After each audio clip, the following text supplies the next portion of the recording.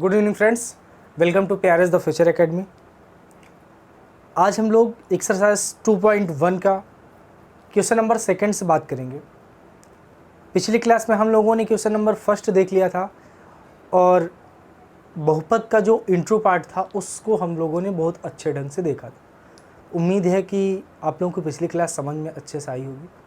तो चलिए आज की क्लास स्टार्ट करते हैं। देखिए फर्स्ट इसमें जो सेकंड क्वेश्चन है वो क्या है बेटा, कि प्रत्येक में से एक्स स्क्वायर का गुणांक लिखना है। क्या करना है, आपको यहाँ पर बहुपद दिए गए हैं और आपको एक्स स्क्वायर का गुणांक लिखना है। किसका? एक्स स्क्वायर का। गुणांक क्या होता है? जो मल्टीप्लाई के साथ लिखा रहता है। अभी दिखाते हैं आपको। जैसे इस क्वेश्चन में देखिए, क्वेश्चन क्या है कि 2 + एक्स स्क्वायर प्लस एक्स में एक्स स्क्वायर का गुणांक। तो यहाँ पे सबसे पहले तो आप लिख दीजिए एक्स स्क्वायर का गुणांक। सबसे पहले आप यही लिख दीजिए कि एक्स स्क्वायर का गुणांक। अब देखिए एक्स स्क्वायर का गुणांक का मतलब होगा कि एक्स के साथ मल्टीप्लाई में कौन सा नंबर है। तो एक्स के साथ मल्टीप्लाई में यहाँ पर कुछ नहीं है, तो जब कुछ नहीं रहता तो 1 मानते हैं। तो यहाँ पे जो एक्स स्क्वायर का गुणांक हो जाएगा वो कितना होगा बेटा? 1 होगा। तो यहाँ पर 1 लिख देंगे। समझ में आया? फिर अगले क्वेश्चन में चलते हैं। देखिए क्वेश्चन क्या है कि 2 - x square plus x cube. इसमें भी किसका गुणांक लिखना है हमको? एक्स स्क्वायर का। एक्स क्यूब से हमसे कोई मतलब नहीं, हमको एक्स स्क्वायर का चाहिए। तो यहाँ पे भी वही चीज़ लिखेंगे कि एक्स स्क्वायर का गुणांक।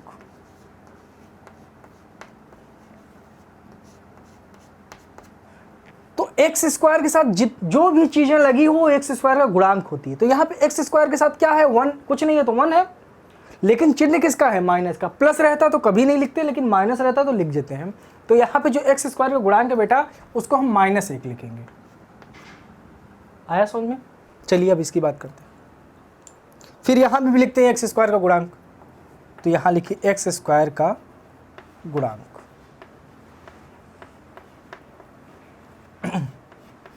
यहाँ देखिए एक्स स्क्वायर का गुणांक क्या है। देखिए एक्स स्क्वायर के साथ क्या लिखा है? π/2। तो यही हो जाएगा गुणांक। तो इसको लिख देंगे π/2। मतलब नंबर के साथ जो भी लिखा है वही होता है गुणांक। तो इसके साथ क्या जुड़ा हुआ है? π/2। तो π/2 हो गया। अब इसमें देखते हैं, यहाँ पे लिखेंगे एक्स स्क्वायर का गुणांक। अब यहाँ पे देखिए एक्स स्क्वायर का गुणांक क्या हो रहा है। देखिए पहले तो ढूंढेंगे एक्स स्क्वायर है कहाँ। तो इसमें आपको एक्स स्क्वायर कहीं दिखेगा ही नहीं, क्योंकि एक्स स्क्वायर का इस बहुपद में एक्स स्क्वायर का कोई भी पद नहीं है। जब पद नहीं तो गुणांक नहीं। तो जब कोई गुणांक नहीं होता तो उसके लिए क्या आंसर लिखते हैं? 0। तो यहाँ पे एक्स स्क्वायर का गुणांक 0 है। क्यों 0 है? क्योंकि इस बहुपद में एक्स स्क्वायर टर्म ही नहीं है, एक्स स्क्वायर का पद ही नहीं है, इसलिए इसका गुणांक क्या हो जाएगा? 0 हो जाएगा। आप इसकी स्क्रीनशॉट लीजिए, बहुत ही सिंपल सा क्वेश्चन था। स्क्रीनशॉट लीजिए, फिर हम इसके अगले क्वेश्चन पे चलते हैं। चलिए बच्चों क्वेश्चन नंबर 3 देखते हैं। क्वेश्चन क्या है कि 35 घात के द्विपद का और 100 घात के एक पदी का एक उदाहरण देना है। मतलब इसमें आप लोगों को एक बहुपद बनाना है, मतलब 2 बहुपद बनाना है। एक बनाना है 35 घात का और एक बनाना है 100 के घात का। देखिए समझिए क्या क्वेश्चन में बोला है। पहले ये बोला है कि 35 घात के द्विपद का, मतलब आपको ऐसा बहुपद बनाना है जिसकी मैक्सिमम घात कितनी हो? 35। जिसकी मैक्सिमम घात कितनी हो? 35। और उसमें कितने पद होने चाहिए? 2 पद होने चाहिए। यहाँ पे द्विपद बोला है एक ही, तो ये बनाना है 35 घात रहना चाहिए और पद कितने रहिए? 2 पद रहने चाहिए। दूसरा क्या बोला है? 100 घात रहनी चाहिए। मैक्सिमम घात कितनी रहनी चाहिए? 100। और पद कितने रहने चाहिए? 1 पद का एक उदाहरण देना है। तो पहले हम लेते हैं, इसको हेडिंग बनाते हैं 35 घात का द्विपद। द्विपद बहुपद, द्विपद बहुपद, ये हम हेडिंग बनाते हैं और इसका हम बनाते हैं बहुपद। तो इसके हजारों, हम उसकी गिनती नहीं कर सकते हैं कितने हम बहुपद बना सकते हैं। जो आपका मन करे वो बहुपद बना दीजिए, बस शर्त रहनी चाहिए कि उसमें 2 पद रहने चाहिए और घात कितनी रहनी चाहिए, 35। तो चलिए उसमें 35 घात कर देते हैं हम, तो x पावर ही 35 कर दें हम, एक शर्त हमारी पूरी हो गई। घात 35 होना चाहिए, घात हमने 35 कर दिया, और पद कितने होने चाहिए, 2 पद। ये एक पद है तो एक पद इसमें कोई और जोड़ दो, कुछ भी लिख दो, हमने ये कर दिया। कोई बच्चा कहेगा सर हम ऐसे कुछ लिखना चाह रहे हैं गुणांक लगा के, हम कहेंगे लगा दो ना गुणांक, कोई दिक्कत नहीं। वो बोलेगा सर हम यहाँ पे x स्क्वायर लिखना चाह रहे हैं, हम कहेंगे लगा दो, कोई दिक्कत नहीं। मैक्सिमम घात 35 होनी चाहिए, उससे कम हो जाएगी कोई दिक्कत नहीं। कोई बोलेगा सर हम ऐसे लिखेंगे x पावर 35 ये लिखेंगे और सर 24 लिखेंगे, तो लिख लो ना, कौन रोका है तुमको। कोई कहेगा सर हम यहाँ प्लस नहीं लिखेंगे माइनस लिख लेंगे, लिखो। कोई इसमें वैसे कोई आप एक एग्जांपल दे सकते हैं अपने से बना के। ध्यान रहना चाहिए उसकी मैक्सिमम घात 35 रहना चाहिए और पद कितने रहने चाहिए, 2 से ज़्यादा पद नहीं। अब दूसरी शर्त देखते हैं। दूसरी शर्त में बोला है 100 घात का एक पदी, तो यहाँ पे हेडिंग डालते हैं 100 घात का एक पदी, एक पदी। तो इसमें घात कितनी होनी चाहिए, 100, और पद कितने होने चाहिए, केवल एक पद होना चाहिए। तो देखिए ना, आप घात 100 होनी चाहिए तो x पावर 100 कर दीजिए, बात खत्म। और पद कितने हैं, एक पद है। आप इसको और एग्जांपल ऐसे दे सकते हैं, कुछ भी लिख सकते हैं, बस ध्यान रहना चाहिए आपको यहाँ पे 100 रहना चाहिए, और गुणांक आप चाहे जितना जोड़ दें। तो एक पद में ये हो गया और 2 पद में ये हो गया। तो आप इसके तमाम सारे एग्जांपल ले सकते हैं, लिख सकते हैं, ठीक है। तो कुछ तो दम था नहीं, स्क्रीनशॉट लीजिए, देन अगला देखते हैं। चलिए क्वेश्चन नंबर 4 देखते हैं। क्वेश्चन क्या है कि निम्न बहुपदों में से प्रत्येक बहुपद की घात लिखना है। क्या करना है, बहुपद की घात लिखना है। बहुत ही आसान क्वेश्चन है। बहुपद का घात कैसे लिखते हैं, जैसे इसमें दिया है बहुपद की घात, तो चलिए हेडिंग डाल दीजिए पहले, बहुपद की घात, बहुपद की घात। अब इसमें बहुपद की घात कितनी होगी, यहां पे देखिए 3 घात है, यहां पे 2 घात है, और यहां पे x का 1 घात है। तो कौन सी घात हम लिखेंगे, इसमें जो सबसे बड़ी घात होगी बेटा बस वही लिखना है। तो इसमें सबसे बड़ी घात कितनी है, 3 है कि 2 है कि 1 है, 3 है, तो बस यहां पे लिख दीजिए ना 3। जितनी बड़ी घात दिख जाए बस वही लिख देना है। अब इसमें देखिए, इसमें भी वही लिखेंगे, बहुपद की घात,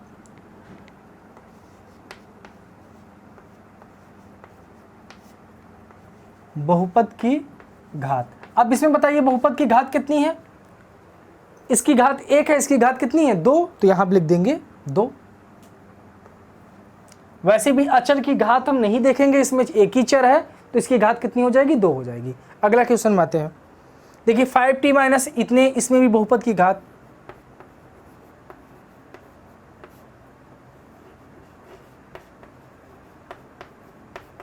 इसमें बहुपद की घात कितनी होगी बेटा, देखिए यहाँ पे अचर एक ही है t, और t की घात कितनी है, 1 है, तो बहुपद की घात कितनी हो जाएगी, 1। अब इसमें देखेंगे तो इसमें चर तो है ही नहीं, सॉरी यहाँ पे ये t चर में है, ठीक है। तो ये 30 लास्ट वाले में इसमें चर तो है ही नहीं। जब चर नहीं है तो बहुपद में घात कितनी होगी, 0 होगी। जब चर नहीं रहता है तो बहुपद में घात 0 होती है, इसलिए इसमें जो घात होगी वो 0 होगी। बहुपद की घात बराबर 0। कुछ क्वेश्चन में दम नहीं है, आप स्क्रीनशॉट लीजिए, फिर हम लोग आगे के पार्ट चलते हैं।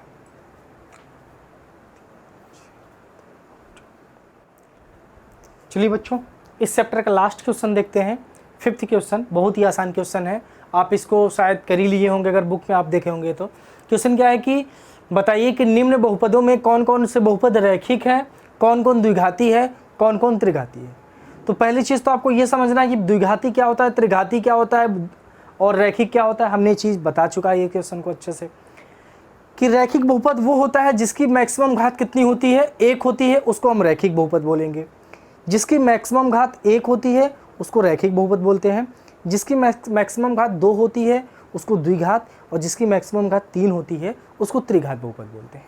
तो चलिए यहाँ पे देखिए, जैसे तो पहले आप इसको इसके में क्या करना है, आपको बताना है कि कौन कौन सा रैखिक है, कौन कौन सा द्विघाती है और कौन कौन से त्रिघाती है। तो आप चलिए, ये किस प्रकार का है, इसमें मैक्सिमम घात कितनी है, 2 है, तो ये कैसा बहुपद हो जाएगा बेटा, ये द्विघाती बहुपद होगा, द्विघाती, ठीक है। इसकी मैक्सिमम घात 2 है इसलिए ये द्विघाती हो गया। इसकी मैक्सिमम घात कितनी है, 3 है, इसलिए कैसा बहुपद हो जाएगा, त्रिघाती। जितनी घात का है वैसा हो जाएगा, तो ये त्रिघाती हो गया। इसको देखिए y + y² + 4, इसकी मैक्सिमम घात कितनी है, 2 है, इसलिए कैसा बहुपद हो जाएगा, द्विघाती। बस आपको घात देखना है, ज़्यादा से ज़्यादा जितनी घात होती वही नाम लिख दे देते हैं। ये 1 + x है, इसकी मैक्सिमम घात कितनी है, x की मैक्सिमम घात 1 है। जब एक घात रहती है तो वो कैसा बहुपद होता है, रैखिक बहुपद, इसलिए ये कैसा बहुपद हो जाएगा, रैखिक बहुपद, ठीक है। अगला देखिए 3t, इसकी भी मैक्सिमम पावर कितनी है, 1 है, तो ये भी कैसा बहुपद हो जाएगा, रैखिक बहुपद। क्वेश्चन में कुछ दम है ही नहीं। इसकी मैक्सिमम घात कितनी है बेटा, 2 है, इसलिए ये कैसा बहुपद हो जाएगा, द्विघाती बहुपद। लास्ट क्वेश्चन देखिए, इसकी मैक्सिमम पावर कितनी है बेटा, 3 है, इसलिए कैसा बहुपद हो जाएगा, त्रिघाती बहुपद। आपका एक्सरसाइज 2.1 फिनिश, ठीक है। जल्दी से स्क्रीनशॉट ले लीजिए, फिर हम आज ही एक्सरसाइज 2.2 को स्टार्ट करते हैं। चलिए बच्चों, एक्सरसाइज 2.2 हम देखते हैं। देखिए पहला क्वेश्चन क्या है कि निम्न पर बहुपद 5x - 4x² + 3 के मान ज्ञात करना है। मतलब आपको समझ में आया नहीं होगा, हमको भी नहीं समझ में आया था जब हम पढ़े थे। तो देखिए क्वेश्चन रियल में क्या है, ये आपको एक बहुपद दे दिया है, ठीक है। इस बहुपद देने के बाद ये बोला इसका मान निकालो। कब मान निकालो, जब ये 3 बार इसका मान निकालना है। एक बार तब मान निकालना है जब x की जगह पे कितना रखेंगे, 0। मतलब इस बहुपद में x की जगह पे 0 रख के एक बार इसका मान निकालना है। फिर दूसरी बार x बराबर -1 रख के इस बहुपद का मान निकालना है। तीसरी बात क्या करना है, x बराबर 2 रखकर इस बहुपद का मान निकालना है। ऐसे ही निकालना है। तो चलिए पहले बहुपद को हम लिख लेते हैं। बहुपद हमारे सामने दिया है 5x है -4x² + 3 है। तो देखिए इसका थोड़ा सा तरीका आप सीख लीजिए। जो ज़्यादा सबसे ज़्यादा घात, चलिए छोड़िए, अभी बाद में इस चीज़ को बताएंगे हम। अब इसमें क्या है कि x बराबर 1, फर्स्ट बहुपद में x बराबर, पहला पार्ट हम सॉल्व कर रहे हैं। x बराबर 0 रखने पर तो लिखेंगे कैसे, बहुपद में x बराबर 0 रखने पर, ठीक है। तो जब x बराबर 0 बेटा इसमें रखेंगे तो जहां जहां पर x है आप वहां पे 0 रख दीजिए। तो देखिए यहाँ पे 5 है और इन दोनों के बीच में किसका साइन है, मल्टीप्लाई का साइन है। तो ये 5 मल्टीप्लाई, अब x की जगह पे x नहीं होगा, x की जगह पे क्या होगा, 0 होगा। तो यहाँ पे 0 रख दीजिए। माइनस है, माइनस लगा दीजिए। ये 4 है, 4 कर दीजिए। मल्टीप्लाई, अब देखिए जहाँ पर x है वहाँ पर 0 कर देना है।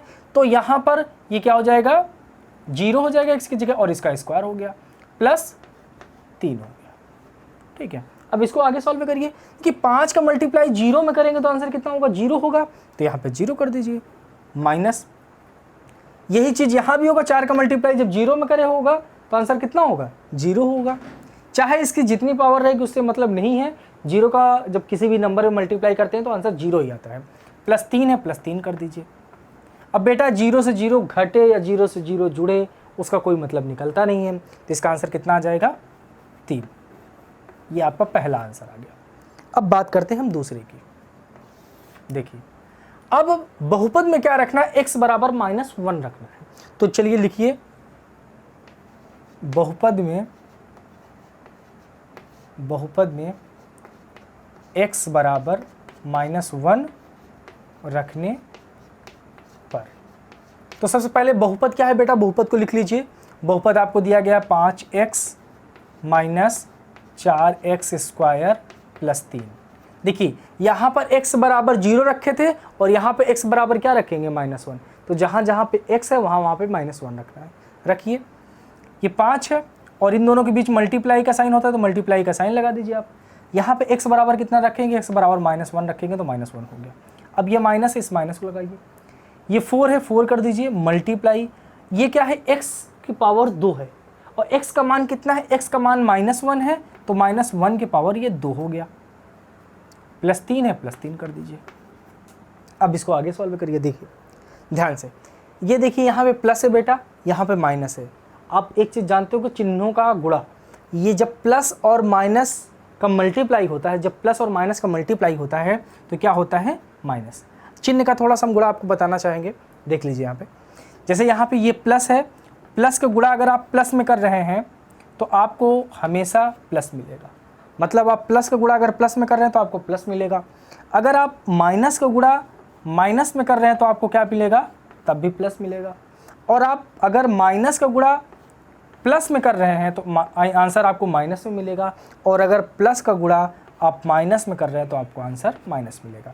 यहाँ पे जो चीज़ आपको सीखने वाली है वो हम बता रहे हैं। देखिए, अगर साइन सेम है, यहाँ भी प्लस है, यहाँ भी प्लस है तो प्लस आ रहा है, यहाँ भी माइनस है, यहाँ भी माइनस है तो आंसर प्लस आ रहा है। मतलब सेम साइन का गुणा करने पर हमेशा आंसर प्लस आता है। देखिए, माइनस ये भी प्लस हो गया, प्लस ये भी प्लस हो गया। लेकिन यहाँ पे देखिए अलग अलग साइन है, इसलिए आंसर कितना आ रहा है, माइनस आ रहा है। ठीक है, तो यही चीज़ यहाँ पे देखिए, यहाँ पे प्लस है बेटा, यहाँ पे माइनस है, अलग अलग साइन है तो माइनस हो जाएगा। तो हम यहाँ पे माइनस कर दिए। अब 5 का मल्टीप्लाई 1 में करेंगे तो कितना आंसर आएगा, 5 आएगा, हमने 5 कर दिया। अब यहाँ पे देखिए, यहाँ पे -4 है और यहाँ पे -1 का स्क्वायर है। -1 का स्क्वायर का मतलब समझ लो, देखिए ये है, बोला है -1 का स्क्वायर।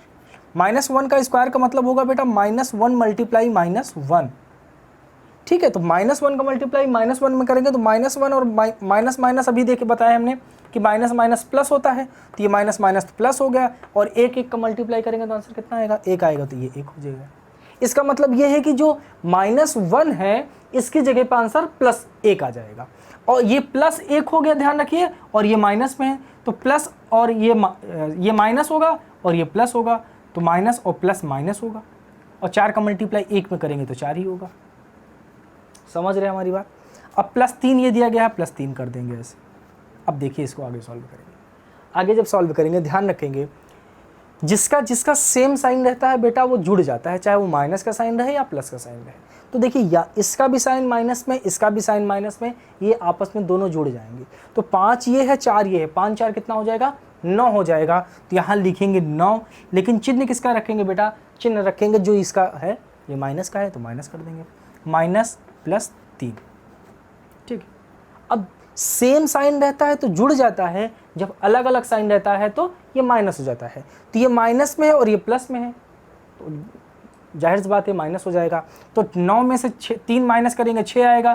चिन्ह किसका रखेंगे, बड़े वाले का, तो बड़े वाले का चिन्ह क्या है, माइनस, और इसका ये आंसर हो जाएगा। आ गया समझ में। अब चलिए आगे चलते हैं, लास्ट पार्ट की बात कर लेते हैं। इसमें x बराबर 2 रख के आपको बहुपद सॉल्व करना है, तो चलिए करिए। बहुपद